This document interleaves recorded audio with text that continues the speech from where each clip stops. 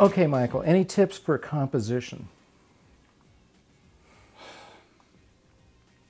It's hard. I mean, if I were a professor, I would basically say, you know, what you're doing, whether you're a still photographer or whether you're a cinematographer or videographer, you want to see when you're done what you want to see when you start out. What is your vision?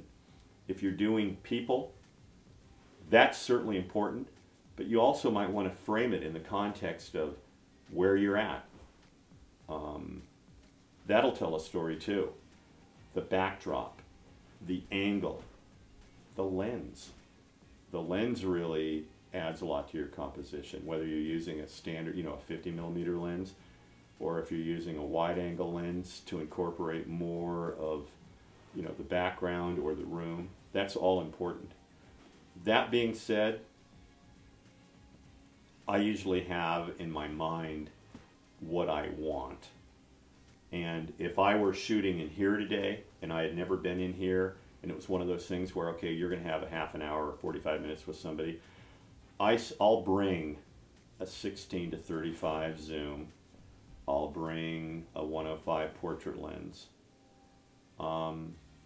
As I walk in, I kind of take the room in, and if you know who you're going to be shooting, you can, in your own mind, pretty much sort it out pretty fast. Okay, what you think is going to work. And it's very subjective. In the end, what we do, it's basically our vision. And it's not unlike a visual diary. And when you're done, you're doing it for you, and then you're sharing it with other people. Be sure to subscribe now to stay updated on my show, and we'll give you tips and insight to keep advancing your photography. Also, check out our guests' website for a closer look at their work.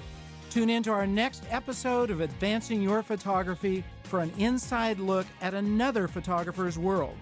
Until then, this is Marc Silber reminding you to get out and capture your own images of life.